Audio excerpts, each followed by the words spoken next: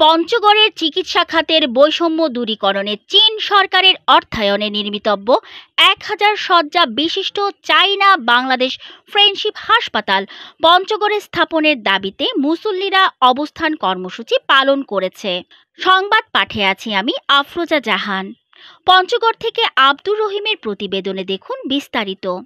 আজ শুক্রবার ১৮ এপ্রিল জুম্মার নামাজ শেষে পঞ্চগড় শহরের বিভিন্ন মসজিদ থেকে মুসল্লিরা ব্যানার ফেস্টুন নিয়ে শহরের চৌরঙ্গি মোড়ে জড়ো হতে থাকে।